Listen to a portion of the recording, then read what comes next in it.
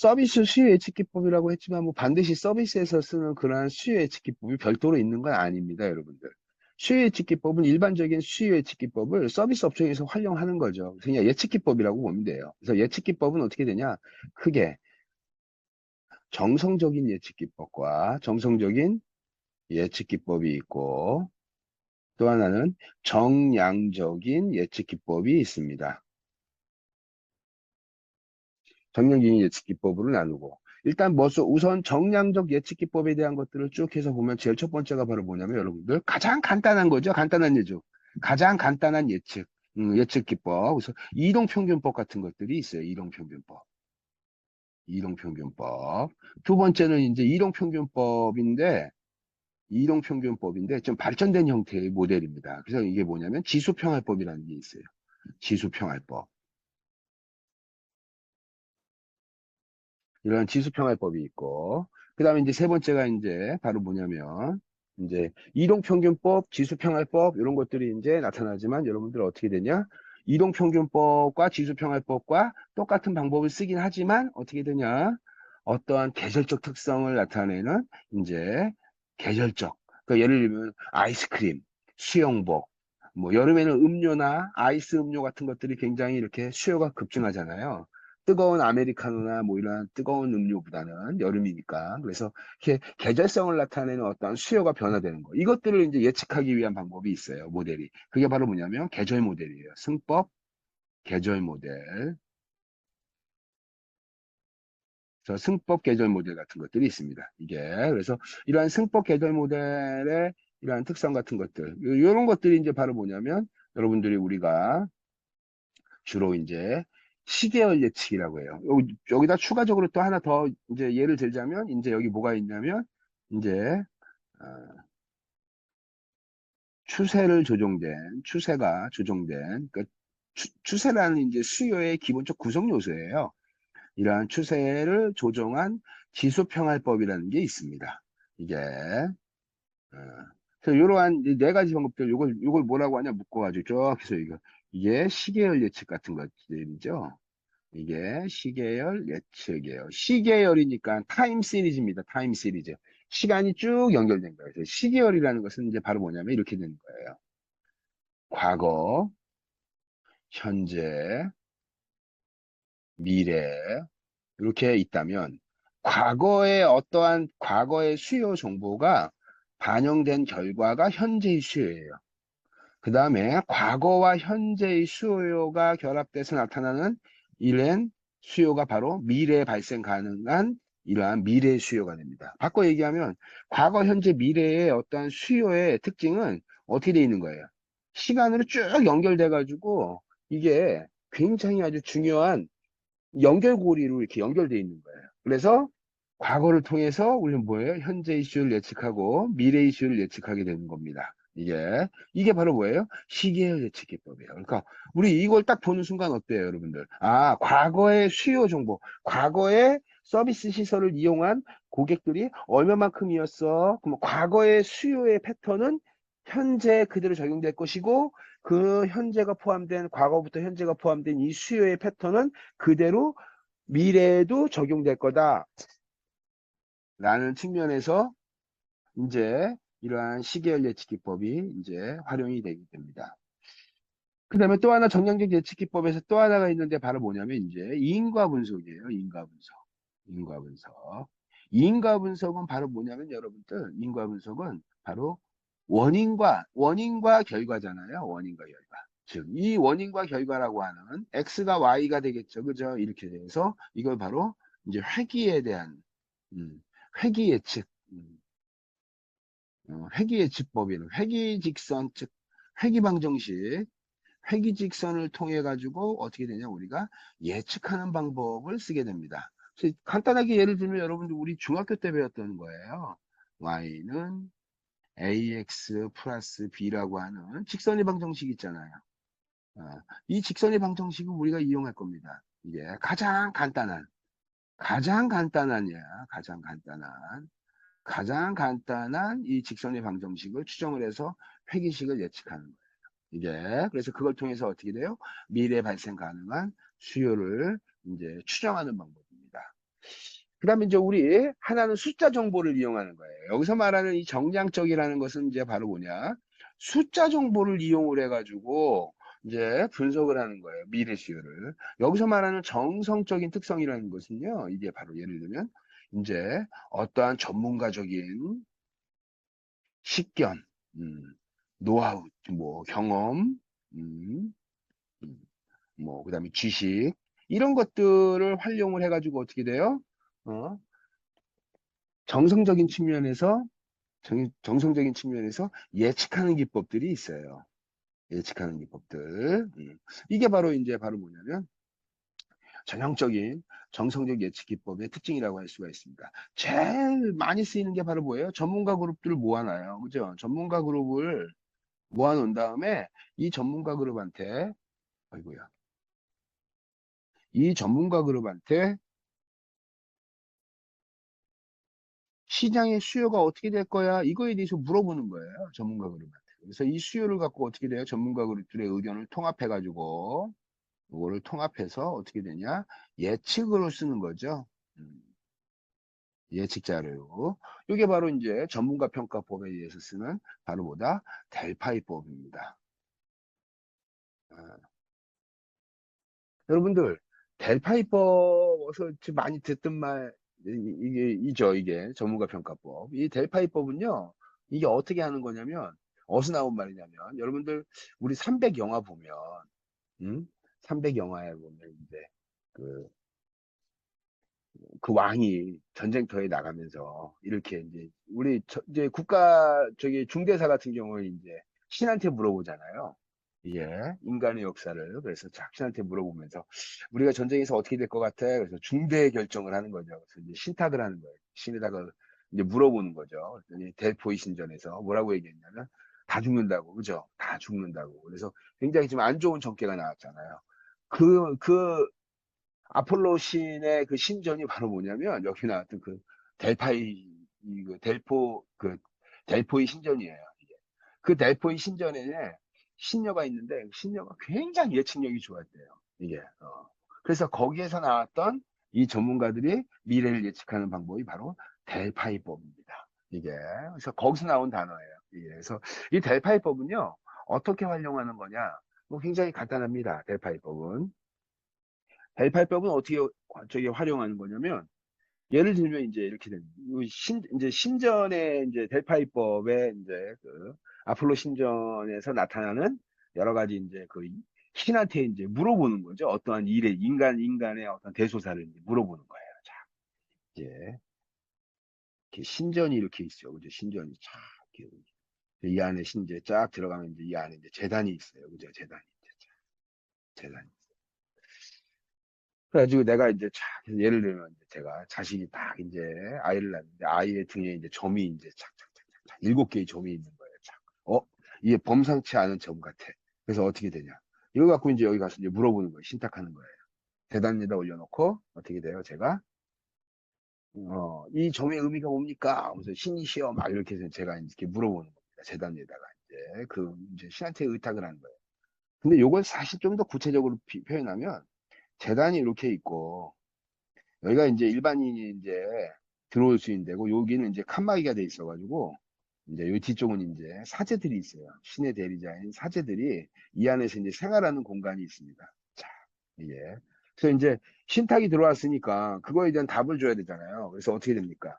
사제들의 신의 대리자라고 하는 사제들이 이 물음에 대해서 난상 토론을 합니다. 난상 토론을 해요. 언제까지? 한 가지 의견으로 수렴될 때까지. 끝없이 계속 의논을 해서 한 가지 의견으로 딱 수렴이 되잖아요. 그러면 이 재단 뒤쪽에서 사제가 이제 알려주는 거예요. 이 사람한테. 그게 어떤 의미다, 이렇게. 근데 이게 되게 정확했단 말이죠, 이게. 그래서 어쨌든 그러한 측면에서의 이 델파이 신전에서 델포이 신전에서 나타났던 이거를 현대적인 문제 해결 도구, 예측 기법으로서 활용한 게 바로 전문가 그룹을 활용한 지식을 이용한 델파이법입니다. 요걸 우리나라 경제 변화나 어떠한 이런 데서도 많이 쓰죠. 어, 예를 들면 내년도에 한국의 경제 성장률이 어떻게 돼 예측을 하는 거예요. 자, 그래서 여기 사제들 모인 것처럼 한국을 대표하는 사람들의 경제학자들을 다 모아놓고 이 사람들한테 내년도 한국의 경제 성장률 몇 퍼센트야? 딱 물어보는 거예요. 이렇게 한 자리에다가 다 불러놓고 이렇게 얘기를 하잖아요. 그러면 특정 소수 전체의 의견을 리딩하는 몇몇 사람들에 의해서 이게 끌려가요. 리딩이. 이게 리딩되는 거예요. 예를 들면 여기에 뭐 노벨 경제학 후보까지 올라갔던 어떤 한 학자가 있다고 합시다. 이 학자가 예를 들면 내년도 경제 성장률이 8%래. 한국은 고성장할 거야. 되게 많이 그렇게 성장할 거야. 예를 들자면 이렇게 쭉 해가지고 예측을 해요. 그럼 아니라고 생각하는 사람들의 의견이 거의 이 사람의 어, 명성, 지위 이런 것들 때문에 반박을 못 해요. 이게. 그래서 의견이요. 특정한 사람의 즉 특정 소수 의견으로 끌려갈 수 있어요. 그래서 어떻게 되냐? 한 자리에다가 누가 들어왔는지를 알려주지 않고 모아놓지 않고 다 어떻게 돼요? 개별적으로. 개별적으로. 예를 들면 이렇게 한 자리에 모이면 이런 문제가 생기니까. 그래서 이 사람들한테 요즘에 하는 방법은 이제 메일로 주로 하죠. 메일로. 코디네이터가 있어요. 이게. 그래서 전문가 예를 들면 20명을 뽑았다. 20명을 뽑았는데 전문가들끼리는 누가 들어왔는지 몰라요. 이게. 그 대신 이 안건을 조정해주는 코디네이터 한 명이 있는데 이 코디네이터가 20명한테 개별적으로 다 메일을 보내는 거예요. 우편이나 이렇게 메일 보내서 한국의 경제 성장률이 내년도에 얼마가 될까요? 예측해 주세요. 이렇게. 그래서 예를 들면 점쟁이가 점 찍듯이 5% 자, 이렇게 하는 게 아니라 5%야. 그러면 이 5%의 이유를 다 설명해야 돼, 논리적으로. 다. 어떠어떠하니, 어떠어떠해서 이렇게 해서 5%가 나타났다, 이렇게. 그래서 이거를 쭉 다 설명을 해줘야 합니다. 이걸 이제 누구한테 보내주냐? 코디네이터한테 다시 메일로 회신해 주는 거예요. 그럼 코디네이터가 어떻게 돼요? 이걸 메일을 쭉 다 받아가지고 어떻게 되냐? 정리를 하죠. 1%대 의견, 2%대 의견. 누가 했는지는 모릅니다. 이제 의견만 이렇게 수렴하는 거예요. 이거 3%의 의견. 그래서 이 정리된 파일을 다시 20명한테 다시 다 보내줘요. 그러면 내가 5%라고 예측했는데 1%, 2%, 3%의 누군지 모르는 사람의 의견들도 다 정리해서 볼 수 있어요. 이걸 보고 어떻게 하냐? 이걸 보고 이 사람들이 내년도에 경제 성장률이 어떻게 될 건지를 자기가 초반에 냈던 의견을 수정하는 거예요. 그래서 어떻게 돼요, 이게? 코디네이터와 누군지 모르는 이 누가 들어왔는지 모르는 각각의 일 전문가들은 계속 주고받습니다. 코디네이터는 계속 이거를 수렴될 수 있도록 여러 사람의 의견을 통합해가지고 보내주고 다시 통합해고 이걸 계속 피드백을 해줘요. 이게 바로 델파이법이에요. 이게 그래서 이렇게 해가지고 하나의 의견에 딱 수렴되면 그 수렴된 의견이 정확도가 어떨까요? 이게 정확도가 굉장히 높은 거로 알려져 있어요. 이렇게 전문가 의견에 의해서. 근데 이렇게 델파이법에 또 장점도 있지만 단점도 있어요. 그죠? 시간이 오래 걸립니다. 그 다음에 비용이 고급 아주 그냥 한국을 대표하는 경제학자들한테 자문해가지고 물어봤으니까 당연히 비용도 많이 들어가겠죠. 시간도 오래 걸립니다. 그 다음에 코디네이터가 역할을 잘해줘야 돼요. 그래서 어쨌든 그런 측면에서 이렇게 델포이법은 이런 형태로 진행되는 거다. 그 다음에 또 우리 책에는 나오지 않았지만 정성적 예측기법이 또 여러 가지가 있어요, 여러분들. 제가 이제 여러 가지 이제 얘기를 했지만 제일 첫 번째가 이제 뭐냐면 바로 여러분들 영업진 의견법입니다. 뭐 세일즈를 한다든지 그렇다면은 접점에서 시장의 수요에 굉장히 민감하게 직접적으로 대응하거나 하는 이러한 판매원들이라든지 이런 사람들은요 시장에서 경쟁사의 제품의 판매, 자사의 판매, 시장에서 고객들이 요구하는 여러 가지 니즈 이런 거하고 굉장히 밀접하게 정보를 얻겠죠. 그래서 영업진들한테 어떻게 돼요? 수요에 대한 예측에 대해서 물어보는 거예요, 이 사람들한테. 그래서 영업진 의견을 통해서 내년도에 예측 수요를 이제 이렇게 판단하게 하는 방법. 이게 바로 뭐냐면 영업진 의견법입니다. 근데 이 영업진 의견법은요, 한 가지 이런 특징이 있어요. 예를 들면 영업진이, 여러분, 내가 만약에 이 어떤 A 제품을 내가 판매를 하는데 그 A 제품이 예를 들면 내년에 한 1000개 정도 팔릴 것 같아. 그럼 1000개 잡아가지고 내가 보고해서 이게 목표가 되면 이거 누가 팔아야 됩니까? 영업진들이 다 팔아야 돼요. 그죠? 인센티브도 받고 수당도 받으려면 내가 실제로는 1000개 정도 예측되는데 어떻게 할까? 이거 자기가 다 해야 될 거야. 그러니까 어떻게 돼? 영업진들은 이 목표치를 낮춥니다. 경향성. 그러니까 보수적으로 예측하는 거야. 그래서 어떻게 돼? 한 800개 정도 팔릴 것 같아요. 이렇게 예측하는. 즉 어떻게 해요? 보수적으로 예측하는 거예요. 영업진들이. 이게 이렇게 해서 이렇게 보고가 들어가겠죠. 정보가 이제 수렴되는 과정이에요. 그래서 이제 그러면 회사에서는 이걸 갖고 이제 어떻게 됩니까? 여기다가 20%에서 30% 상향을 시켜서 목표치를 만들어줘요. 이게 재밌죠? 이게 영업진 의견법의 특징입니다. 이게 두 번째. 두 번째는 바로 뭐냐면 경영진이에요. 경영진. 영업진뿐만 아니라 경영진 같은 경우에도 오랜 기간 동안 일반인들이 갖지 못한 다양한 경험과 노하우를 갖고 있어요. 경영자들이. 이 경영자들이 시장을 바라보는 수요 예측에 대한 측면에서의 특성. 이게 바로 뭐냐면 경영진 의견법에 의해서 만들어지는 그러한 수요 예측입니다. 또 하나는 이제 바로 뭐냐면 시장조사 같은 거 하는 거죠. 시장조사도 하고 판촉 행사나 여러 가지 이런 다양한 것들을 좀 이렇게 그 프로모션 같은 것들도 하게 되고 그래서 예측 수요에 대한 것들 뭐 가격에 대한 뭐 어떤 여러 가지 고객들이 인지하는 수준의 특성 같은 것들 그러니까 다양한 시장 조사 같은 것들이 이루어지기도 하고 그다음에 또 FGI 같은 거 있죠. 이제 뭐 아까 얘기했던 대로 그냥 시장 조사 같은 것들 시장 조사해 가지고 수요 예측하는 방법도 있고 그다음에 네 번째가 이제 바로 뭐냐면 아까 했던 대로 고객 조사 같은 거예요. 고객 선호 조사부터 시작해서 그래서 FGI 같은 것들 이게 대표적으로 포커스 그룹 인터뷰라 그래서 핵심 타겟 고객들을 인터뷰한다든지 설문조사한다든지 이런 걸 통해서 시장의 수요 예측이 어떠냐 이런 것들을 예측하는 방법입니다. 이게 바로 뭐다? 여기 나와 있는 이 정성적 예측 기법이에요. 다시 한번 정리해 볼까요? 우리 정성적 예측 기법이 여기 우리 가장 많이 일반화돼서 많이 쓰이는 것이 여기에 델파이법. 두 번째가 바로 뭐냐면 영업진 의견법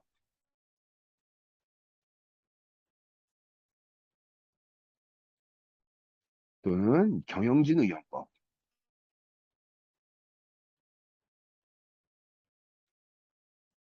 그다음에 네 번째가 이제 바로 뭐냐면 여기 조금 아까 나왔던 이게 뭐예요? 시장조사. 시장조사 같은 것들, 이제 시장조사하는 것들. 그다음에 이제 또 하나가 이제 바로 뭐냐면 고객조사. 고객을 이제 조사하는데 고객을 조사하는데 특히나 어떻게 돼요? FGI 같은 것들. 어, 이런 것들이 이제 정성적 그러한 예측 기법에 해당된다. 그래서 우리 일단 다시 강의 슬라이드로 돌아가서 우리 하나하나씩 수요 예측에 대한 특성에 대해서 한번 보도록 하겠습니다. 우리 책에 나와 있는, 우리 주교재에 나와 있는 수요 예측 기법은요, 수요에서 굉장히 중요하게 고려하는 여러 가지 것들이 너무 심플하고 간단하게 나와 있어요, 여러분들. 그러니까 수요의 개념적인 특성, 이런 것들을 좀 포괄적으로 좀 알 필요가 있습니다. 이게, 그래서 그런 것들은 뒤쪽에서 또 제가 설명하도록 하겠습니다. 우선 여러분들 시계열 예측기법에서 시계열 예측기법의 가장 큰 특징을 한번 보도록 하겠습니다. 이게 시계열 예측기법을 한번 볼까요? 시계열 예측기법은 바로 이거예요.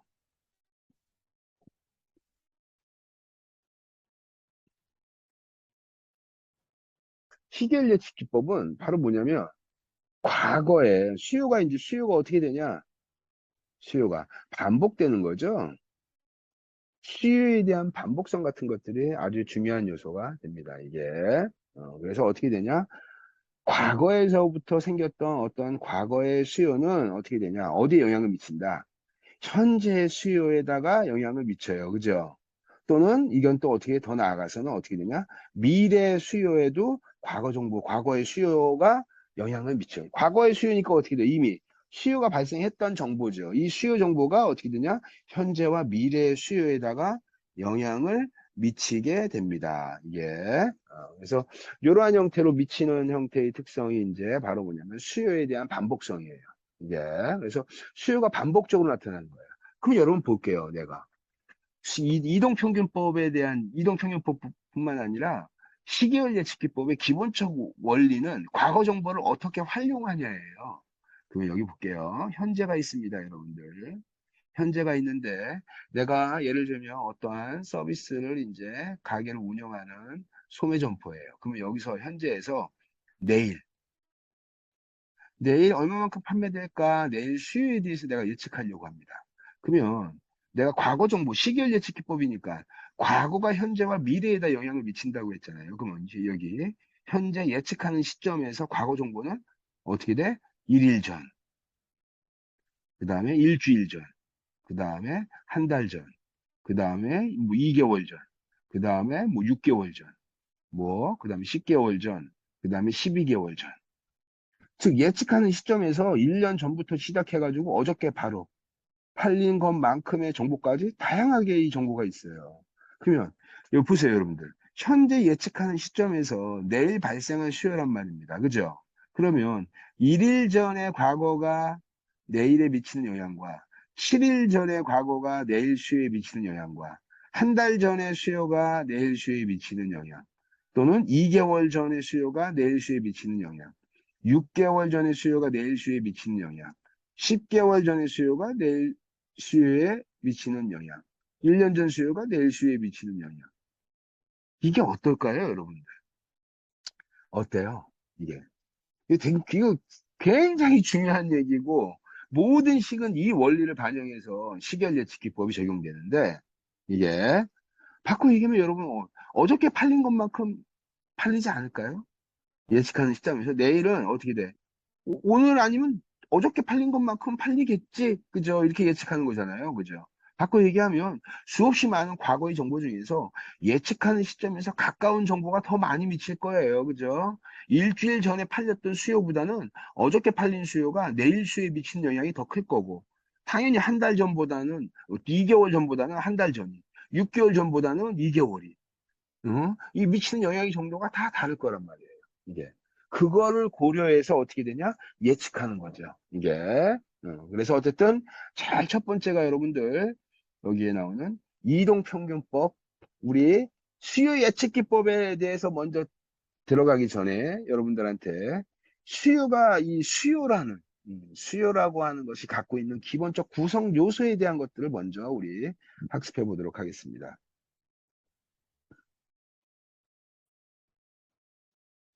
수요에 대한 기본적인 구성 요소를 좀 아시면요. 수요가 어떻게 발생한다. 이걸 이제 알 수가 있어요. 제일 첫 번째는 바로 뭐냐면요. 수요는 수요의 구성 요소예요, 여러분들. 수요라는 것의 기본적 구성 요소. 제일 첫 번째가 바로 뭐냐면 평균적입니다. 평균적 특성. 평균적 특성. 수요의 평균적 특성이야. 그럼 이렇게 되겠죠. X가 시간입니다. X가 시간이 흘러가는데 여기는 시장에서의 수요예요. 수요가 어떻게 돼요? 1월달, 2월달, 3월달 이렇게 되겠죠. 시간이니까. 수요가 이렇게 수평으로 가는 거예요. 수평. 이게 평균적 수요죠. 변동성이 거의 없어요. 수요가 안정적인 거죠. 이렇게. 거의 수요가 안정적으로 이렇게 평균적으로 쭉 연결되는 거. 이게 바로 뭐냐? 수요의 평균적인 이러한 특성이라고 이제 얘기할 수가 있어요. 이게 그래서 수요의 평균적 특성. 두 번째가 있습니다. 두 번째는 바로 뭐냐면 추세예요, 추세. 추세. 이제 어떠한 이제 이게 이제 이렇게 얘기하죠. 트렌드. 그래서 추세는 바로 뭐냐면 시간이 흘러가면서 시장에서의 수요가 체계적으로 증가하거나 체계적으로 감소하는 형태의 패턴이 나타나는 거예요.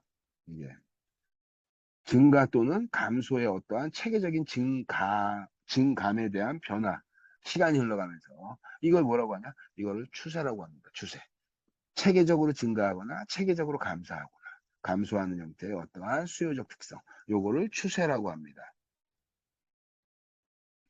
세 번째는 이제 바로 뭐냐면 여러분 이제 계절적 특성입니다. 계절이니까 뭐예요? 시즌입니다. 시즌. 시즌. 그래서 이거를 시즈널 팩터라고 하죠. 그래서 계절적 특성이라고 합니다. 이걸.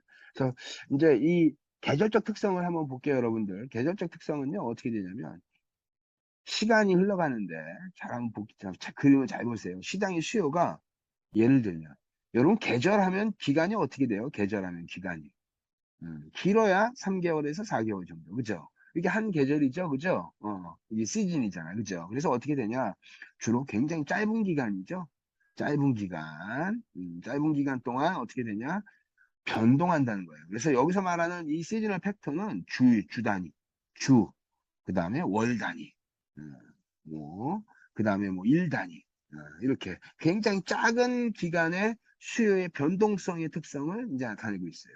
뭐 좀 길어도 어떻게 돼요? 이 정도예요. 그러니까 어떻게 됩니까? 분기 정도죠, 분기. 예, 이렇게.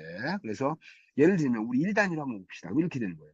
월, 화, 수 정도에는 수요가 만만하게 증가하다가 목요일서부터 수요가 증가하기 시작해요. 목, 금, 토는 수요 증가하고 일요일 날 돼서는 쭉 하락하는 형태. 이게 어떻게 돼요? 일주일이 끝난 겁니다. 이게. 그 다음에 2주차도 어떻게 돼요? 다시 월, 화, 수는 완만히 증가하다가 목, 금, 토 올라갔다 또 떨어지고. 이거 2주차 끝나고. 이게 어떻게 돼? 3주차가 되면 또 월, 화, 수 올라갔다가 또 이렇게 쭉 끝나고 이렇게. 이런 형태로. 그래서 3주차. 이게 이런 형태의 특성으로 이제 설명이 되겠죠. 바꿔 얘기하면 굉장히 짧은 기간 동안 수요가 특정한 시즌에 증가하거나 어떠한 변화가 생기는 거예요. 감소하거나. 그게 바로 뭐예요? 계절이죠, 계절. 이게 이거를 계절적 특성이라고 하는데 이러한 계절적 특성이 반영되는 거예요. 주, 월, 뭐 이렇게 분기나 길어야. 그래서 그걸 뭐라고 하냐? 계절적 특성에 시즈널 팩터가 있다라고 얘기를 합니다. 이게 요거 네 번째 볼게요. 네 번째, 여러분들. 네 번째는요, 이걸 뭐라고 하냐면, 주기입니다, 주기. 예, 주기적 특성. 주기니까 바로 뭐예요? 사이클이에요, 사이클. 이게, 사이클인데, 보세요, 여러분들. 이거 시즈널 팩터 한번 보세요. 이게. 1주차가 월화수 오다가 목금토 일요일날 꺾어지고, 월화수 목금토 올라갔다 일요일날 꺾어지고, 반복되네. 그러니까 이 사이클이네, 그죠? 사이클이죠. 이게. 근데 기간이 굉장히 짧습니다. 시즈널 패턴. 여기서 말하는 주기적 특성은요, 여기서 말하는 반복되는 어떠한 이러한 수요의 변동성이 일주일, 월, 일 단위, 뭐 이게 아니라 어떻게 돼요? 1년 이상. 1년 이상의 장기적인 특성으로 이제 반복되는 거예요. 이게. 그래서 예를 들면 주기적 특성에 대한 것들을 봤더니 뭐 컨트라 F 수요 예측 곡선 같은 것들 순환 경기 이론에서 그러니까 이 컨트라 F 이 이제 한 사람이 이제 연구를 했는데 미국의 경기 지수가 어떻게 되냐 45년에서 60년 주기로 어떻게 되냐 과거의 경기 지수를 분석해 봤더니 45에서 60년 주기로 계속 이렇게 변동되는 거예요 이렇게. 시간이 흘러가는데 경기가 증가했다가 떨어졌다, 증가했다 떨어졌다. 여러분 이거 이렇게 증가했다 떨어지는 이런 패턴을 보려면요. 여기에 있는 시간이 있잖아요. X축의 시간을 일 단위나 월 단위 뭐 이런 형태로 보면요. 이게 패턴 잘 안 보여요. 근데 이걸 어떻게 돼요? 함축적으로 확 줄여가지고 함축적으로 쫙 줄여가지고 1년 또는 어떻게 돼요? 여기 단위가 1년 나는 뭐 5년 뭐 3년 뭐 이렇게 특정 기간을 확 줄여가지고 이걸 함축적으로 쫙 보면 이제 전체 여기 뭐 200년 동안 변화된 거 보는 거예요. 자, 이렇게 되면 이런 사이클이 나오네요. 이게 바로 뭐예요? 1년 이상의 장기적인 수요의 변동성, 반복되는 변동성. 이걸 뭐라고 한다? 얘를 주기다. 바꿔 얘기하면 계절도 반복되고 주기도 반복되지만 뭐가 다르다? 이거의 차이점은 X축의 시간이 다르다. 시간이 주기는 어떻게 되냐? 1년 이상의 장기의 이러한 기간 지수가 나타나고 여기는 어떻게 돼요? 단기. 이게 6개월 이하의 굉장히 짧은 기간의 변동성이 나타나는 거예요. 기껏 해봐야 3, 4개월 정도에. 이게 바로 뭐다? 이게 수요의 기본적 특성에서 갖고 있는 기본적인 수요예요. 그래서 제일 첫 번째 평균, 추세, 계절, 주기. 끝으로 다섯 번째가 하나 있어요. 이게 다섯 번째가 이제 오니까 이렇게 되겠죠. 다섯 번째가 바로 뭐냐면 이제 무작위. 예. 랜덤이에요, 랜덤. 랜덤하게 수요가 막 시간이 흘러가면서 어느 패턴을 나타내자고 변동성이 굉장히 크게 나타나요. 랜덤하게 나타나는 수요. 이게. 그래서 이러한 수요를 무작위 수요라고 해요. 그래서 모든 수요는 이 다섯 가지 요소 중에서 최소 두 가지 이상의 구성 요소들을 최소 두 가지 이상의 구성 요소를 갖추고 있다. 이게 그래서 수요라는 것들은 평균적 수요, 안정적인 수요를 얘기하는 거고, 체계적으로 증가, 체계적으로 감소하는 형태의 어떠한 증감의 패턴이 나타난다는 얘기고, 또 하나는 어떻게 돼요? 특정하게 아주 굉장히 짧은 기간 내에 반복되는 어떠한 수요의 변동성이 나타나요. 반복되는 거야. 반복되는. 이걸 계절적 특성이라고 하고, 그 다음에 또 하나는 주기적 특성. 주기적 특성 측면에서 본다면 어떻게 되냐? 1년 이상 장기적으로 변화되고 반복되는 어떠한 형태의 패턴이 나타나더라. 이거를 주기라고 한다. 끝으로 다섯 번째, 랜덤. 모든 수요는 최소 이 다섯 가지 중에서 최소 두 가지 이상의 구성 요소를 갖추고 있다. 이게 바로 시계열에서 수요 예측의 구성 요소들의 특징들을 이해하는 중요한 요소라고 할 수가 있어요. 그다음 우리 이동평균법에 이제 먼저 한번 들어가서 한번 이동평균법 봅시다. 이동평균법은요, 이렇게 표현할 수 있어요, 여러분들.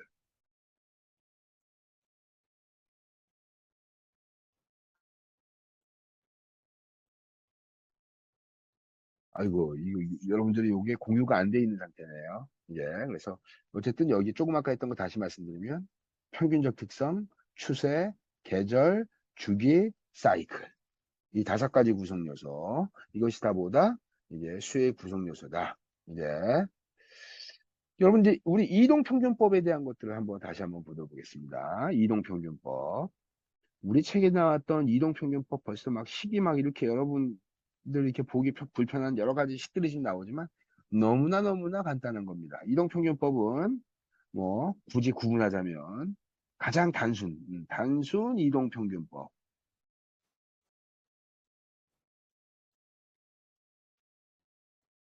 단순 이동평균법이 있어요. 단순 이동평균법은요, 뭐냐면, 그냥 심플 무빙 에버리지요. 무빙. 그러니까 무빙 에버리지니까, 에버리지가 무빙, 움직이는 거예요. 예를 들면 이렇게 됩니다, 여러분들. 1월달, 2월달, 3월달, 4월달, 5, 6, 7, 8, 9 해가지고, 이렇게.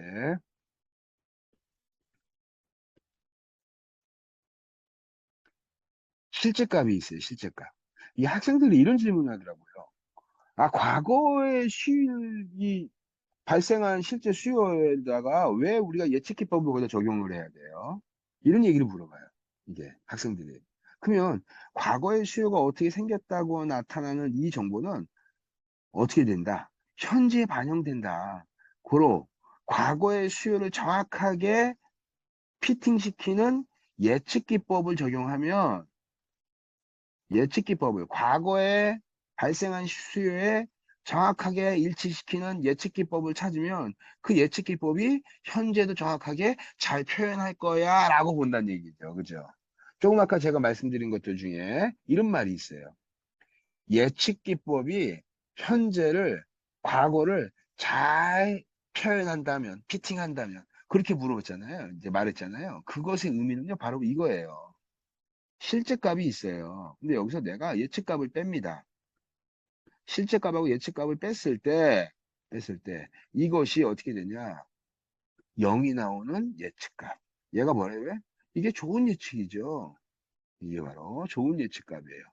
실제값이 100이 나왔어. 1월 달에 100개 정도 팔린데 내가 모델을 돌려봤더니 실제로 얘도 예측하기를 100이 나왔어요. 예측 기법을 돌렸더니. 그래서 어떻게 되냐? 얘가 0 나왔어요. 이걸 뭐라고 하죠? 이게 오차죠. 이게 오차. 이게 오차. 이게 그래서 실제 수요는 여러분들 이렇게 표현합니다. 실제 수요는 actual demand, actual demand.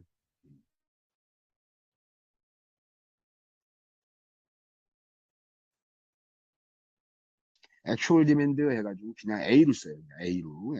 A로. 그래서 T 기간의 액추얼 디맨드 이렇게 해서 실제 100 나왔는데 요건 예측이잖아요. 예측. 이게 예측값은 이제 F 표시합니다. 그래서 T 기간의 예측값과 T 기간의 액추얼 디맨드를 뺐더니 여기서 에러가 어떻게 되냐? 에러가 0이 나왔어요.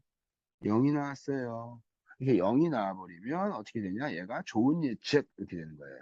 즉 어떻게 돼요? 실제값과 예측값의 차이를 최소화시켜. 요거 넘겨버리면 어떻게 돼요? 액추얼 디맨드와 포캐스팅이 같아진다는 뜻이죠. 그죠? 이게 제일 좋은 거예요. 이게. 어. 그래서 이 오차를 최소화시켜 줄 수 있는 예측 기법을 우리가 찾는 거죠. 그죠? 예. 그래서 어찌됐든 다음과 같이 이렇게 9개월의 실제 값들이 있습니다. 근데 이동평균법이라고 하는 단순 이동평균법을 이제 적용할 건데, 여기 앞에다가 이렇게 뭐라고 쓰냐면, N기 이동평균법이라고 합니다. N기 이동평균법. 여기서 말하는 N이라고 하는 이 N의 의미는 바로 뭐냐면, 이동평균하는 기간을 나타내요. 이동평균하는 기간. 음. 이동평균하는 기간을 나타내니까 어떻게 됩니까?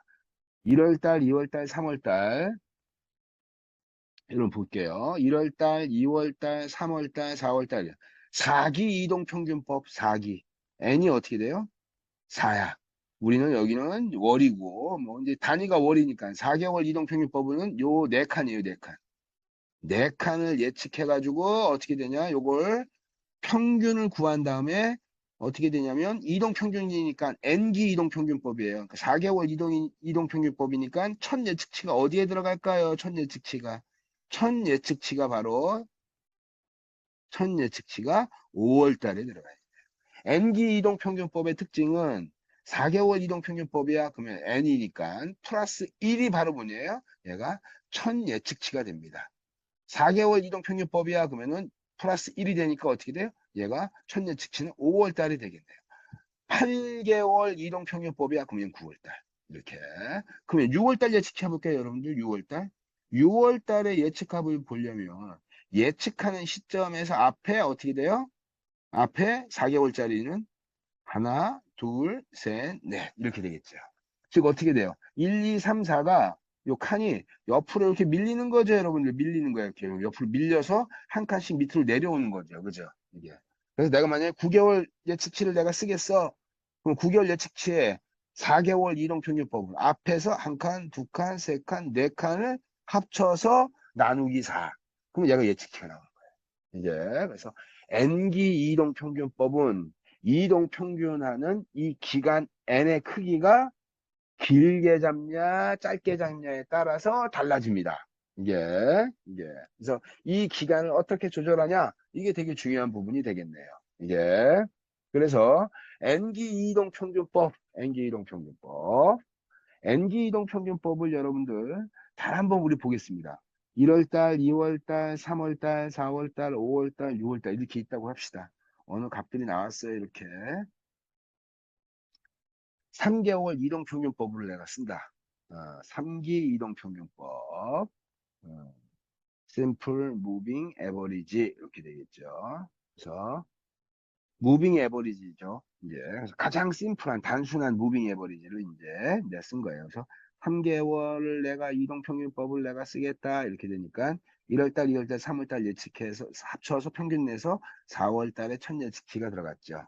M 플러스 1이니까 여러분 한번 보겠습니다. 아까 내가 여러분들한테 이런 얘기를 한 적이 있어요. 시계열 예측기법은 뭔가와 여기서 예측하는 시점이죠. 여기가 예측하는 시점이에요, 여러분들. 이 중에서 예측하는 시점에서 내가 4월 달을 예측할 건데 예측하는 시점에서 가장 가까운 과거가 어디예요? 3월 달이에요. 그 다음 가까운 과거는 2월 달. 그 다음 가까운 과거는 1월 달. 1, 2, 3이 이렇게 있습니다. 근데 어때요, 여러분들? 아까 제가 뭐라 그랬냐면 가까운 과거와 먼 과거를 기본적으로 어떻게 해줘야 된다? 차등을 해주는 거죠. 그죠? 즉, 4월 달에 판매되는 예측치는 1월 달보다 3월 달에 미치는 영향 정도가 더 크겠죠. 그죠? 과거 정보 중에서. 무수히 많은 과거 정보가 있는데 그 많은 정보 중에서 먼 과거가 1월 달이 4월 달에 미치는 경우보다 3월 달이 4월 달에 미치는 경우가 더 크다라고 보는 거예요. 그죠? 그게 시계열 예측기법의 기본적 원칙이에요. 원칙. 이게. 그리고 사실은 그게 현실적인 거고. 이게. 그런다고 본다면 이동평균법은 여러분 어때요? 여러분 어때요? 3개월 이동평균법. 똑같이 3분의 1, 여기 3분의 1, 3분의 1. 예측하는 시점에서 가장 가까운 애가 3분의 1. 가장 먼 애도 3분의 1. 시계열 예측기법의 특징이 이렇게 달라지네요. 그죠? 여러분들. 이게. 그럼 어떻게 하면 될까요? 여러분들 이거. 가중이동평균법을 넣어가지고 이제 다시 이동평균법을 계산. 단순 이동.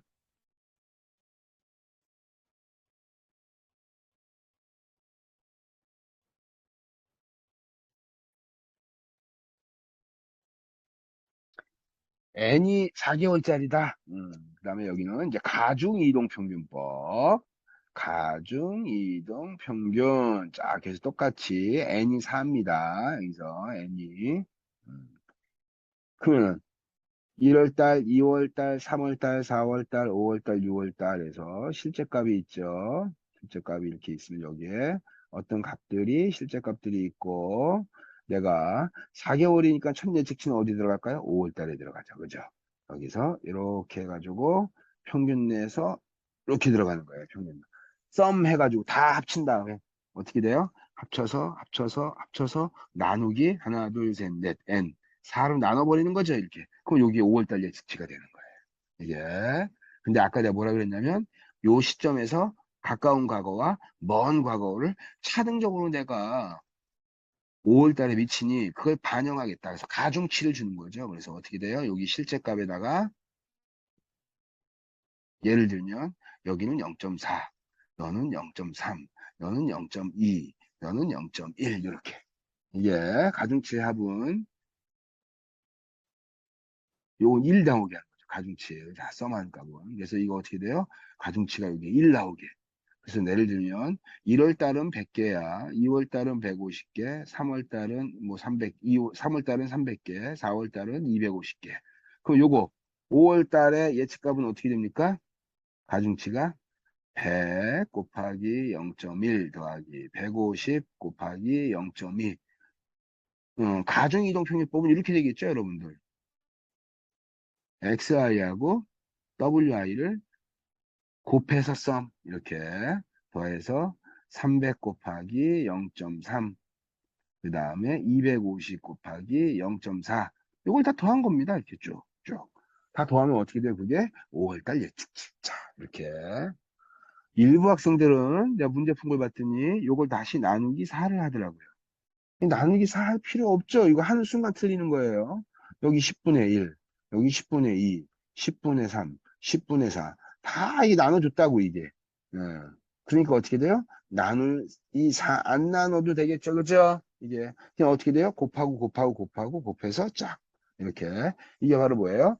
단순 이동평균법과 가중 이동평균법의 특징을 지금 이렇게 차이를 줘가지고 설명한 겁니다. 여러분, 이걸 갖고 우리 실제로 한번 예제를 한번 보도록 할까요, 여러분들? 어떤 여행회사에 다음과 같은 이 엑셀 자료를 여러분들 한번 보시면 됩니다.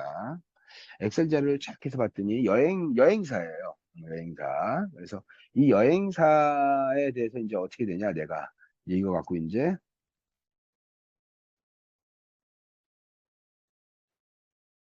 예측을 하겠다, 이 얘기예요. 예측을. 그래서 이거 갖고 이제 예측을 하는데, 5개월 해볼까요? 5개월? 5개월 이동평균법 해서 이제 5개월 이동평균법이에요. 그럼 어떻게 됩니까, 여러분들? 5개월이니까 첫 예측치가 여기 들어가겠네. 그죠? 첫 예측치가 이쪽에 들어가죠, 지금. 여기에. 얘는 어떻게 됩니까, 얘는 이렇게 해가지고, 에버리지 평균 구하는데, 하나, 둘, 셋, 넷, 5개. 평균 구해서, 자, 우리 요거 더 쉽게 얘기하면 어떻게 되는 거예요? 얘는. 가로 열고, 예, 더하기, 더하기,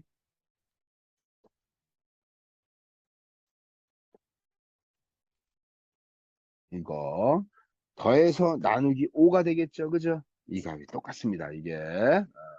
그래서 평균을 구하나 합쳐가지고 뭐 5로 나누나 이렇게 되는 거예요. 그럼 우리 여기에 있는 거 구해볼까요? 11월 예측치는 어떻게 구할까요, 여러분들? 11월 예측치는 요거는 예측하는 시점에서 5칸이니까 조금 아까 얘기했던 우리 요 블록이 어떻게 됩니까?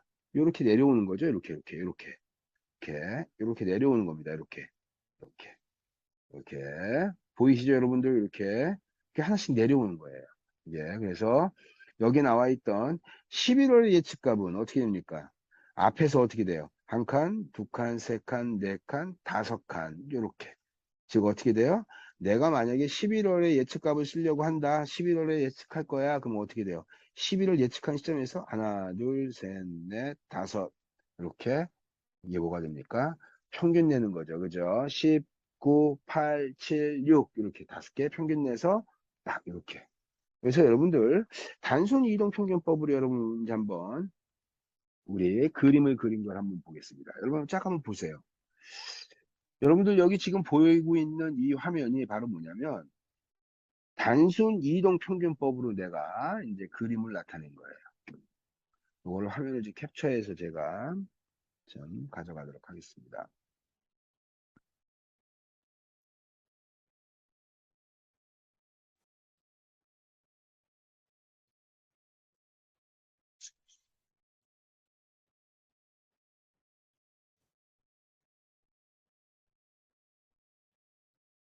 여러분 지금 여러분들 지금 화면을 제가 이제 캡처를 해서 이렇게 갖고 왔습니다. 요걸 한번 볼게요. 여기 까만 거는요, 여러분들 여기 까만 거 보이죠? 요거는 이제 실제값입니다. 실제값. 실제값. 그래서 1월 달부터 시작해서 실제값으로 쭉 이렇게 이제 음, 실제값들의 수요, 즉 여행사의 여행 고객의 수의 변화를 본 거예요. 그러니까 어떻게 돼요? 이게 들쭉날쭉 들쭉날쭉 이게 변동성이 굉장히 크죠. 그래서 이동평균법을 내가 어떻게 했냐면 여기 나오는 것처럼 2개월짜리, 그 다음에 5개월짜리, 8개월, 12개월 이렇게 됐어요. 여러분 한번 보세요. 2개월짜리 한번 볼게요. 2개월짜리. 2개월짜리 어때요, 여러분들? 까만색 실제값하고 모양이 어떻습니까? 거의 똑같죠? 거의 이렇게 됐잖아요. 그럼 어떻게 돼요, 옆으로? 옆으로 이렇게 시프트 된 거야, 그죠? 올라가면 어떻게 돼요? 이렇게 올라가게. 즉, 어떻게 됐냐? 이렇게 옆으로 싹 시프트 됐죠, 그죠? 2개월 예측, 즉, n이 2개월인 이동평균법은 이동평균을 구할 수 있는 가장 작은 단위죠? n 사이즈가. 최소 우리 평균 내려면 두 개는 있어야 되잖아요. 그죠? 그러니까 n은 두 개가 이동평균법에서는 가장 짧은 기간이다. n이 2니까 여러분 어때요? 몇 월 달에 첫 예측치가 딱 꽂힐까요? 3월 달에 꽂히겠죠. 그죠? 그러니까 여기 어떻게 돼요? 1월 달, 1월 달, 2월 달, 3월 달에 딱 옮겨졌네. 즉 어떻게 돼요? 똑같은 모양인데 노란색과 실제값이 똑같은 모양인데 옆으로 쏙 이렇게 밀린 거예요. 이게. 이게 바로 이동 평균에서 어떻게 돼요? n의 크기에 따라서 이렇게 밀리는 거죠. 그죠, 여러분들? 즉, n의 2개월 했으니까 3월 달에 찍히는 거예요. 1월 달, 2월 달에, 1월 달, 2월 달을 평균 내서 어디에 3월 달에 딱 이렇게 계산되겠죠. 옆으로 모양이 이렇게 시프트가 돼 있어요. 옆으로 이렇게. 즉, 이동돼 있네요. 그죠, 이렇게. 어. 즉, 발생하는 시점이 어때요? 1, 2월 달에 3월 달에 나온다는 얘기예요. 이걸 뭐라고 얘기하냐면, 시차가 발생한다는 거예요. 시차. 시차. 이게 이동평균법에서 시차가 발생하는데 이 시차는 이동평균이 갖고 있는 기본적인 특징 중에 하나입니다. 시차를 없앨 수 있을까요? 이동평균법에서? 이동평균법에서는 n의 크기 때문에 n의 크기가 아무리 작게 만들어도 2개월이잖아요. 2개월에서도 이렇게 시차가 발생하고 그 다음에 n의 크기를 여러분들 한번 쭉 늘렸을 때 실제값과 요거 실제값이라고 했잖아요. 이 실제값과 이동 평균을 내가 2개월, 5개월, 8개월, 12개월로 쭉 늘려보는 거예요. 2개월짜리 됐죠. 얘는 뭐가 돼요? 얘는 5개월짜리가 되네요. 얘는 뭐가 돼요? 얘는 8개월이 되고 얘는 12개월이 되고 2개월짜리는 실제 모양하고 거의 모양이 유사한데 기간을 n의 크기를 쭉 크게 키우면 키울수록 어떻게 돼요? 날카로움이 뭉뚝해지죠? 뭉뚝해져. 그죠? 나중에는 12개월 볼게요. 12개월. 12개월 봤으니까 여러분 어떻게 돼요? 1년이 지난 시점에서 내년도 1월이니까 1월이라고 하지 않고 어떻게 돼요? 1월부터 시차 함수는 1월부터 12개월, 그 다음에 내년 1월은 뭐가 돼요? 13이 됩니다. 그죠? 13. 시차를 쭉 연결시켜야 되니까. 그래서 어떻게 돼요? 13개월치에 딱 들어가는 거죠. 1월 달에. 1월 달에 들어갔는데 선 봐요, 여러분. 선. n의 크기가 크면 클수록 이 분포의 원래 오리지널의 이 실제값의 모양과 어떻게 돼요? 점점 뭐가 돼요? 직선으로 되죠. 직선으로. 직선으로. 이걸 뭐라고 하냐? 이동평균이. 이동평균이 n의 크기를 키우면 키울수록 평활시킨다. 평활. 레벨링 시키는 거죠. 레벨링. 예. 평평하게 만들어주는 거야. 이렇게 평평하게. 이게 평활시키는 거예요. 그래서 어떻게 돼요? 이걸 평평하게 만드는 직선에 가까운 거예요. 여기서 이제 중요한 질문이 있네요. 여러분들. 이동평균법의 n의 크기는 어떻게 해야 되나요? 이동평균법의 n의 크기는. 이동평균법의 n의 크기는 뭐에 관련돼 가지고 달라지냐? 실제 수요의 안정성에 따라서 뭐가 된다? n의 크기가 결정된다. 이게 결정할 수 있다. 바꿔 얘기하면 수요가 변동이 심하면, 변동이 이렇게 우리 까만 것처럼 이렇게 변동이 심하면 n의 크기를 어떻게 할까요? 우리 n의 크기를 어떻게 할까요? 짧게 가야죠. 짧게. 짧게 똑같은 모양으로 짧게 옆으로 이렇게 씩 이렇게 우리 손가락 두 개 양손을 포개 놓은 거예요. 그죠? 양손을 포개 놓은 거하고 똑같아요. 양손 포개가지고 두 개 포개다가 옆으로 이렇게 쫙 밀리는 거죠. 그 모양하고 똑같은 거죠, 이게. 옆으로 이렇게 밀리는 거예요, 이게. 그래서 n의 크기를 작게 해가지고 실제 값의 모양과 유사한 형태의 이러한 예측 곡선을 만들어내는 거죠. 반대로 수요가요, 이런 평균적 수요 같이 이렇게 안정적으로 이렇게 이어진 수요가 있어요. 이런 수요는 어떻게 해요? 안정적이니까. 과거의 수요를 그대로 어떻게 돼요? 미래도 똑같이, 현재와 미래가 똑같이 그런 수요가 반복되게 하려니까. n의 크기를 크게 키워도 괜찮겠지요. 그죠? 이게.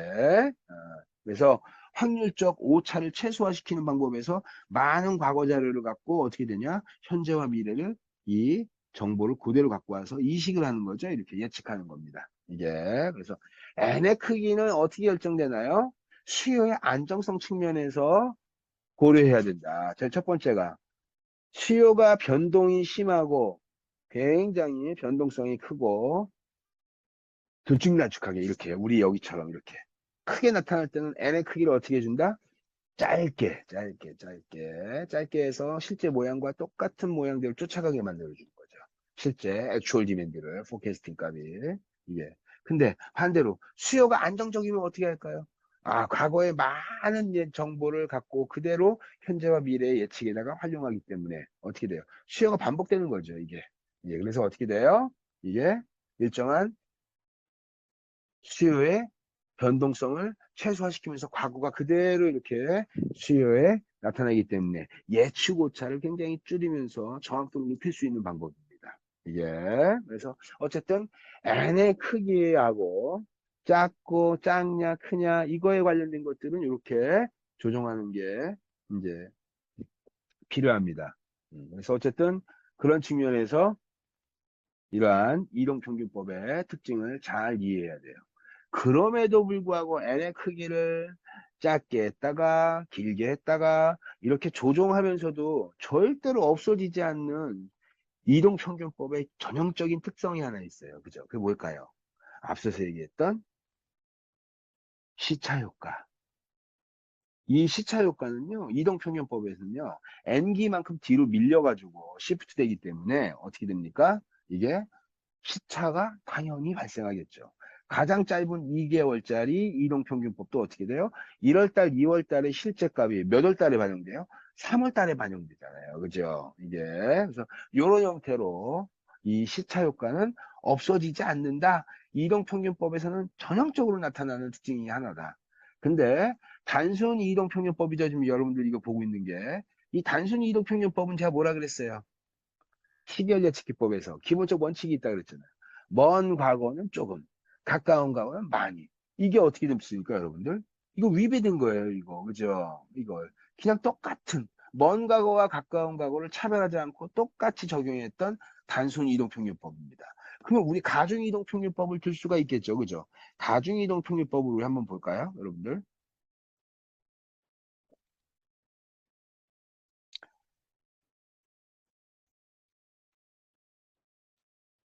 여러분들, 가중 이동평균법을 한번 보겠습니다. 가중 이동평균법. 내가 여러분들 한번 아까 똑같이 5개월 예측값을 쓸 거예요. 5개월 예측값. 5개월 예측값을 쓰는데 5개월에 예측하는 시점에서 요 5월 달 이제 5개월을 예측하는 거예요. 그래서 어떻게 예측하는 시점에서 가까운 여기다는 어떻게 돼? 0.4 이렇게. 그다음 여기는 어떻게 되냐? 0.3 음,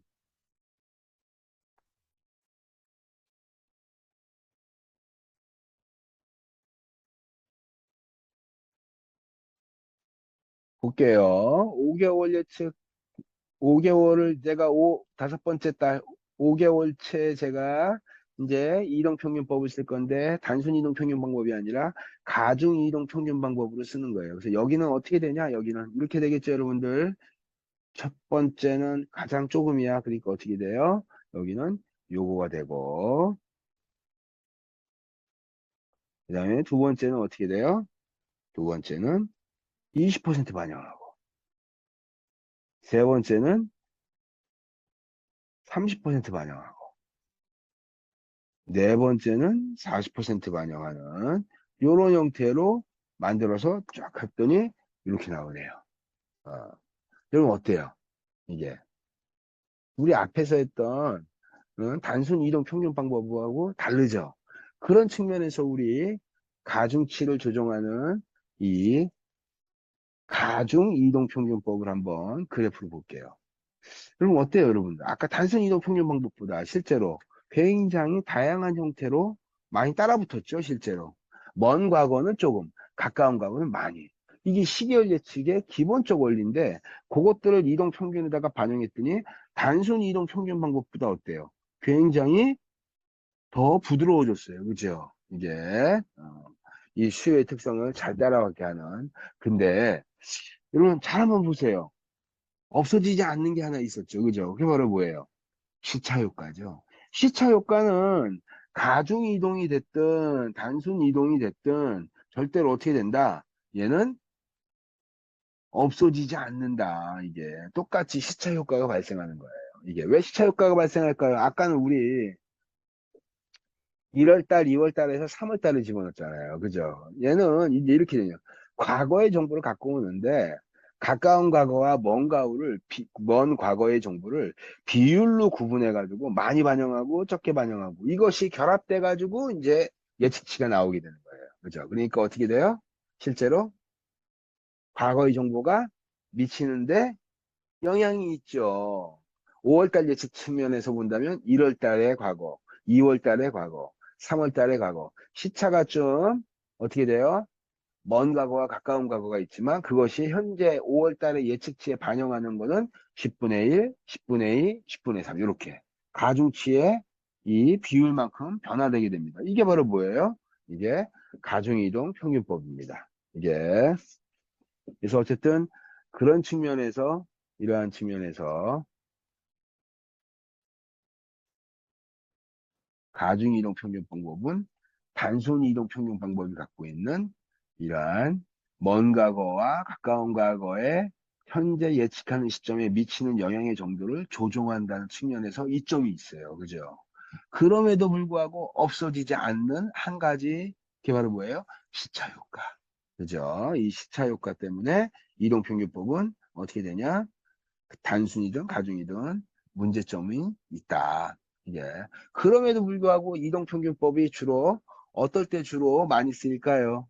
수요가 안정적일 때. 수요가 이렇게 요동치거나 이런 방법보다는 수요가 안정적으로 확률적 오차의 변동성을 최소화시킨다는 측면에서 과거의 정보를 그대로 갖고 와서 활용하는 그러한 형태가 나타나겠죠. 그죠? 이게 바로 뭐 이동평균법의 그러한 이점 중에 또 하나입니다. 단순하다. 이해하기 쉽다. 이게 그런 측면에서 이동평균법에 대한 특징을 우리가 이제 설명을 했습니다. 이제 우리 또 이제 이동평균법이니까 이제 우리 이제 이동평균법에 발전된 이동평균법 중에서 가중 이동평균 방법에 발전된 형태의 이제 우리 지수평활법을 한번 배워보도록 하겠습니다.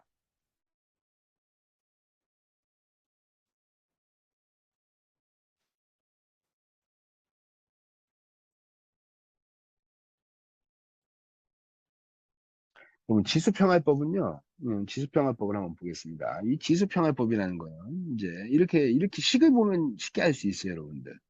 내가 이게 우린 F는 예측, 포캐스팅의 이제 그 줄인 거죠. T 기간의 예측값은 이렇게 이제 식을 먼저 여러분들한테 써놓을게요. 처음 보는 식이 나옵니다. 알파라고 하는 얘 뭐라고 하냐면 얘는 이제 평화의 상수라고 해요. 평화의 상수 요거 곱하기 그 다음에 어떻게 되냐? actual demand, 실제 수요죠. 실제 수요인데, 쫙 봤더니, 요걸 잘 보세요, 여러분. t하고 t-1. 내가 t인데 얘는 t-1이니까 어떻게 돼요? 예측하는 시점에 앞에, 바로 앞에 있는 거죠. 예를 들면 이렇게 되는 거예요, 여러분들.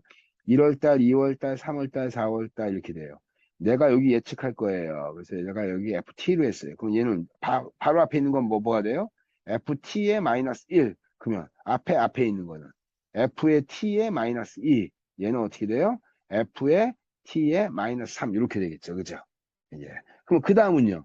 T의 플러스 1. 이렇게 되겠죠. T의 플러스 2. 이렇게. 이런 형태로. 그래서 어떠한 FT에 내가 예측값을 구하는데 평화상수 알파 곱하기 예측하는 시점에서 바로 앞에 있는 뭐가 되는 거예요? 실제값이죠. 앞기간 실제값, actual demand, 실제값이 들어가고, 그 다음에 어떻게 돼요? 1 마이너스 알파라는 거를 이제 반영하고, 요거 곱하기 f의 t의 마이너스 1 이렇게 됩니다. 이게. 요 f의 t 마이너스 1이라는 걸 한번 보세요. 이건 바로 뭐냐면, 내가 t기간이야. t를 만약에 3월달이라고 예측했다면, 3월달 예측값을 내가 계산하는데, 여기는 어떻게 돼요? 알파 곱하기 2월 달에 실제 수요. 그죠? 2월 달에 실제 수요 더하기 1 마이너스 알파니까 어떠한 값이 나오겠죠? 그래서 이 1 마이너스 알파에다가 어떻게 돼요? 내가, 3월 달이 t니까, t 마이너스 1이니까 얘는 어떻게 돼요? f의 2가 되겠네요. 그죠? f2를 곱한 만큼. 이게. 이런 형태가 나와요. 그래서 우리 차차 이렇게 쓰는 이 지수평활법의 특징을 한번 하나씩 풀어봅시다. 이걸 뭐라고 하냐, 요거를 평활상수라고 합니다. 평활상수.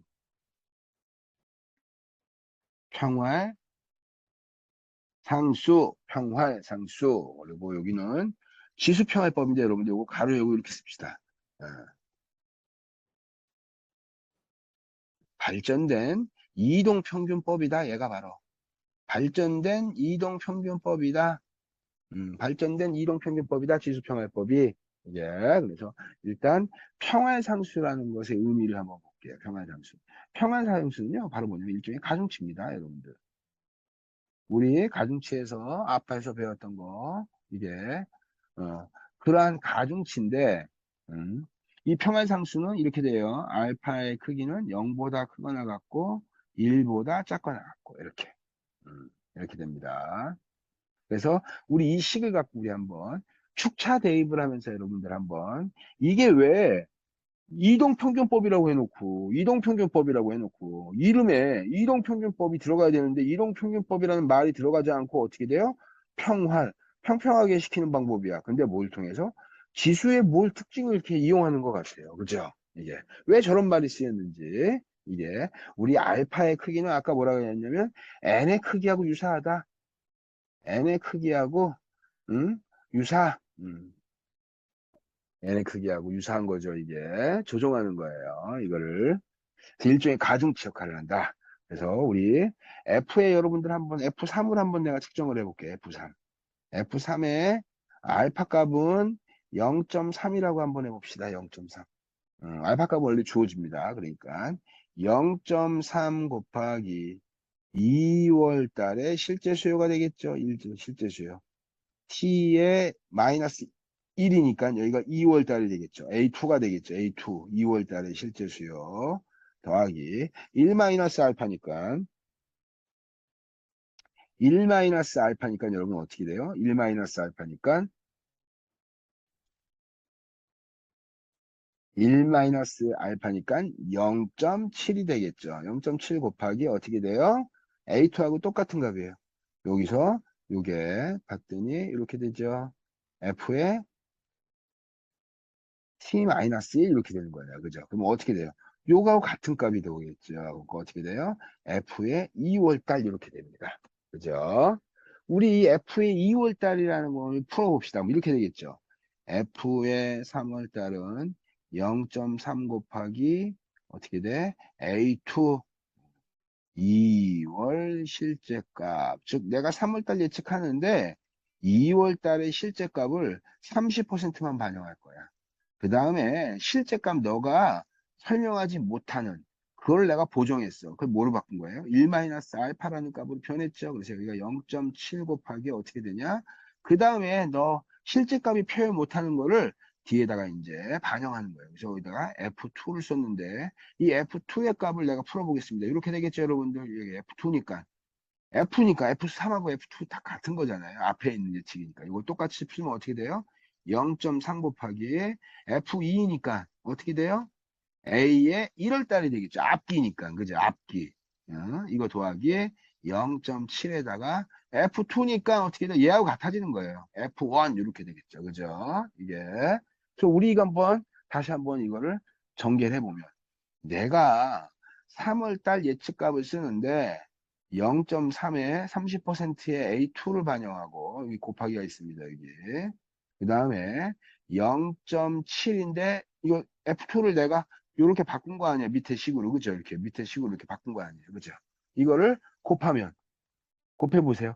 3, 7이 21 더하기 0.21에 A1이 되겠네요. A1. A1 더하기 7, 7이 49, 0.49에 F1 이렇게 되겠네요. 그죠? 이게. 그럼 우리 F1을 다시 한번 넣어볼까요? F1을. 그럼 이렇게 되겠죠. F1을 풀어보는 거예요. 어떻게 돼요? 0.3 곱하기 어떻게 돼요? F1이니까 앞기잖아. 그죠? 그러니까 어떻게 돼요? 전년도의 12월 달이네요. 그죠? 전년도의 12월 달. 그래서 A에 어떻게 돼요?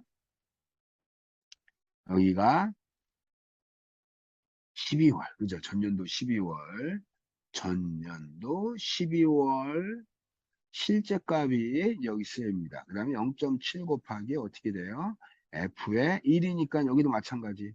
T-1이니까 여기도 전년도, 전년 12월 예측값, 포캐스팅 값 이렇게 되겠죠. 이렇게 가로 열기 되는 거예요. 그죠? 그럼 우리 이거 다시 한번 풀어봅시다. 0.3에다 이렇게 됐어요. 0.49, 0.49. 0.49가 곱해지는 거예요. 그죠? 0.49에다가 0.3을 곱하니까 계산해 보겠습니다. 요걸 이렇게 곱하면 이렇게 돼요. 이렇게 되겠죠. 0.147에 A의 12월. 요거 전년 12월이죠. 전년 12월. 이게 더하기 0.49 곱하기 0.7을 곱하니까 어떻게 돼요? 0.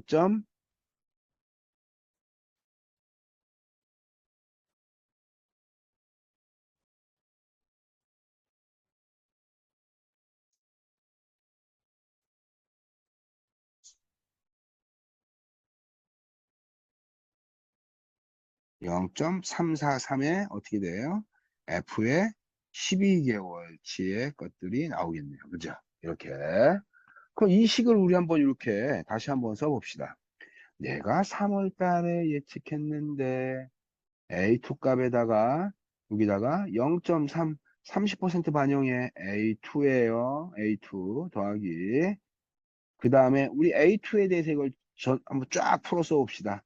A2니까 여기는 0.21에 A1, A로 나눠 제가 쭉 전개하려고 그래요. 그 다음에 여기 봤더니 전년도에 0.147 A의 전년도 12월 0.343에다가 F12니까 우리 어떻게 돼요? 0.343 곱하기 0.7이 또 있죠? 여기 0.7 F12에요. 여기다. 여기가 어떻게 돼요? 여기가. 요걸 풀어보면 여기가 0.3 곱하기 이렇게 되겠죠? F가 아니라 A의 11월, 전년도 11월이 되겠죠? 이게. 그러면 0.343 곱하기 이렇게 되잖아요. 그죠? 0.3이잖아요. 0.3 이렇게 쫙 했더니 1029네요. 그죠? 여기에 0.1029에 여기는 어떻게 돼요? A의 11월. 이거를 여러분 한번 제가 내가 이렇게 쓴 이유가 있어요. 3월 달에 예측값을 씁니다. 근데 어떻게 돼요? 앞기의 실제값에다가 30% 반영하고 그 다음에 어떻게 돼요? 그 다음 앞에 3월 달입니다. 2월 달. 그 다음에 앞에 있는 애는 1월 달에 21%. 그 다음에 또 앞에 있는 애한테는 어떻게 돼요? 14%. 그 다음에 앞에 있는 애한테는 10%, 10.29%. 이걸 그래프로 그립니다. 그럼 어떻게 됩니까, 여러분들? 이렇게 되겠죠, 여러분들? 내가 F3이야, 그러니까 T 기간의 예측값에서요. 봤더니 A2가 0.3, 그 다음에 0.21, 그 다음에 0.147, 그 다음에 0.1029, 자, 이렇게. 그 다음에 어떻게 될까요? 이게. 1029 다음에 또 0.03, 0.3이니까 또 하면은 더 작아지겠죠? 그죠? 이게. 그러니까 당연히 어떻게 돼요? 그림으로 그리면 이렇게 되는 거예요. 이렇게, 이렇게. 어디를 수렴해? 0 근처에 수렴하죠. 그래프의 모양이 어떻게 돼요? 이렇게 되는 거죠. t, t-1, t-2, t-3 예측하는 시점에서 멀어지면 멀어질수록 어디로 수렴해요? 0 근처에 수렴하죠. 그죠? 이 생긴 모양이 어때요, 여러분들 이게? 이게 무슨 분포예요? 이게. 지수분포네. 그죠? 지수분포네. 즉, 예측한 시점에서 먼 과거는 작게, 가까운 과거는 많이. 그죠? 알파만큼 많이. 이런 기본적인 원칙을 다 적용했네요. 그래서 뭐라 그랬어요? 제가 여기 앞에 보면 발전된 이동평균법. 사실은 가중이동평균법이죠. 가중이동. 발전된 가중이동평균법. 그래서 우리 이동평균법이면서 여기에는 생긴 모양이 지수분포의 특징이 그림 모양으로 나오는 거예요. 그래서 이거 뭐라고 한다? 평활상수를 이용한 이러한 지수평활법이다라고 얘기하는 거예요. 이게 바로 뭐예요, 여러분들? 이게 우리가 지금 배우는 지수평활법입니다. 이거 너무너무나 실무적으로 많이 쓰이고 밖에서 시계열 예측기법에서 가장 많이 활용되는 기법을 하나 꼽아라. 그러면 지수평활법. 이거 왜 지수평활법이 많이 쓰일까요? 지수평활법의 우리 이점에 대해서 한번 알아봅시다. 예. 지수평활법의 이점.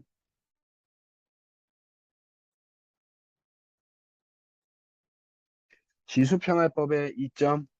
제일 첫 번째가 뭐가 있냐면 지수평활법이 저기에요.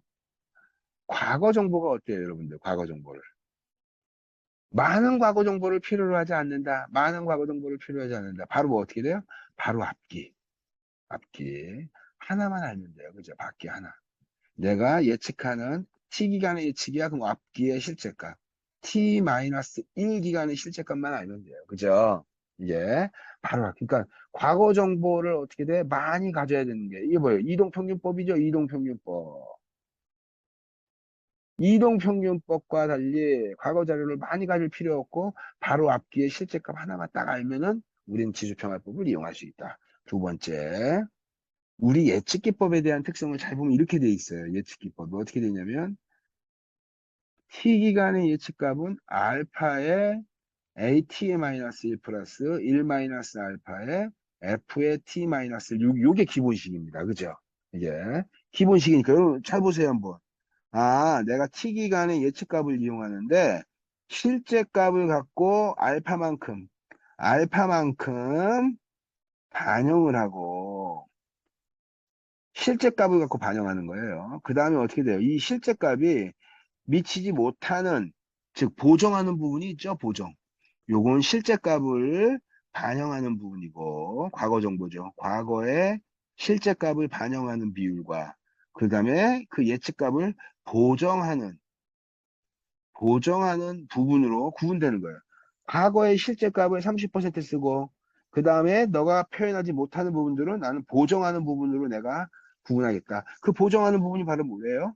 1-알파만큼 예측값을 갖다가 반영해서 쓰겠다는 얘기예요. 그죠? 이게 바로 굉장히 논리적으로 어떠냐. 이동평균법은 여러분 어때요? 과거 데이터 그냥 갖고 와서 그냥 합쳐서 쓰는 거예요. 그죠? 근데 여기는 어때요, 지금? 과거 데이터 그대로 갖고 오는 비율과 그것들을 보정하는 부분으로 딱 구분되어 있어요. 실제 값을 반영하는 부분. 그걸 보정하는 부분. 이렇게. 그래서 어떻게 되냐? 예측의 정확도를 높이기가 되게 쉽다. 뭐를 통해서? 알파 값을 조정하는 거야. 알파 값을. 알파 값을 높였다, 낮췄다 하면서 실제 값하고 오차를 최소화시킬 수 있는 알파의 크기를 찾는 게 되게 중요하다. 여기서 이 알파의 크기라는 거, 이거에 대한 것들을 한번 내가 여러분 앞에서 뭐라 그랬냐면 n의 크기는 어떻게 잡아요? 이렇게 물어봤어요. 그죠? 크게, 길게, 그렇면 짧게 이렇게 물어봤잖아요. 그죠? 요거 수요의 안정성에 관련된 거예요. 수요의 안정성이 어때? 이거에 관련된 거고. 이게. 그 다음에 또 바꿔 얘기하면 수요의 안정성 측면에서 크게 하냐, 작게 하냐에 따라서 이제 달라. 변동성이 크기죠. 안정성이라는 게. 그럼 이제 지수평화법에서는 어떻게 될까요? 지수평화법에서. 알파의 크기를 크게 했다가 작게 했다가. 이거에 따라서 변화되는 특성을 한번 우리 그래프로 실제 한번 보도록 하겠습니다. 일단,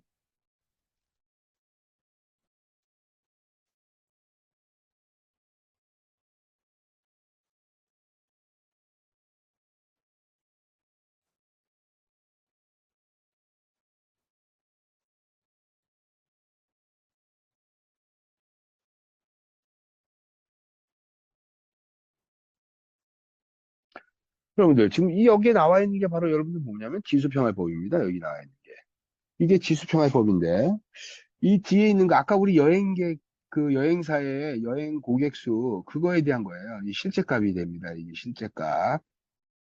제가 알파를 0.1서부터 쭉 증가시켰어요. 0.9까지. 이게. 봤더니 여러분들 보세요. 여기 뒤에 있는 거, 요 뒤에 있는 거, 요게 바로 0.1짜리예요. 0.1짜리가 어디 있으냐? 요 분홍색 선. 거의 어때요, 여러분들? 직선까지는 아니지만 거의 평활돼가지고 평평한 수준이죠. 이게 그 다음에 녹색, 그 다음에 회색, 그 다음에 뭐 주황색 이렇게 쭉 증가하고 있어요. 맨 끝에 0.9로 한번 볼게요. 0.9 녹색 선이에요. 요거죠, 요거. 어? 어떤 거 같아요? 0.9짜리 보니까 여러분들 어떻습니까? 이게 여러분 이거 식을 갖고 얘기하면 굉장히 쉽게 이해할 수 있어요. 식 갖고 얘기하면 이게 그래서 앞에 나와 있는 식을 갖고 가만히 여러분들 보면 어떻게 되냐? 실제 여기 앞에 나와 있는 이동평균법에 뭐하고 같다? n의 크기가 2개월짜리, n이 2짜리의 그러한 노란색 예측선하고 거의 모양이 유사하죠. 이게 바꿔 얘기하면 알파를 작게 한다는 얘기는 어디에 가까워요? 직선에 가깝게 그냥 관통해 버리는 거야. 그죠? 근데 우리 식을 보면 바로 알 수 있어요. f의 t는 알파의 f의 a의 t-1입니다. 그러니까 어떻게 돼요? 내가 예측값을 t 기간의 예측값을 쓰는데 알파에다가 실제값을 이렇게 이 알파가 만약에 0.1 들어간다는 얘기는 실제 변동성을 내가 어떻게 하겠다? 적게 0.1만큼 10%만 반영하겠다 이 얘기예요. 이게 반대로 0.9를 쓴다는 얘기는 실제값의 90%를 내가 갖다가 그대로 뭘 쓰겠다? 예측값으로 쓰겠다는 얘기예요.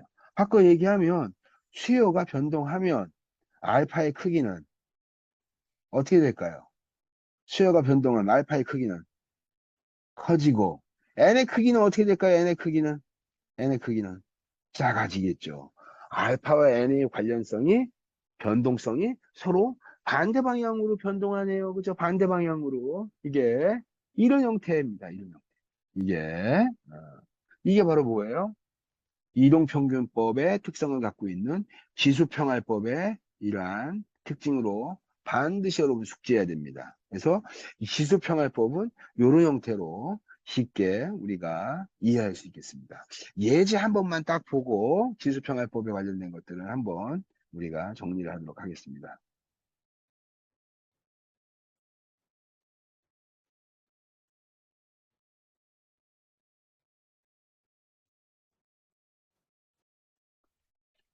그럼 우리 알파를 0.3짜리 한번 보겠습니다. 알파를 쓸게요. 여기다가 알파 이렇게 딱 쓰고 어, 지수평활법 문제를 풀려면요, 여러분들. 알파. 반드시 첫 번째 예측치가 있어야 돼요. 그죠? 첫 번째 예측치가 있어야 됩니다. 첫 번째 예측치는 무조건 주어져야 돼요. 이게 주어지지 않으면, 여기 예측치를 만약에 쓴다. 1월달 예측 쓴다. 그럼 어떻게 돼요? 바로 앞이니까.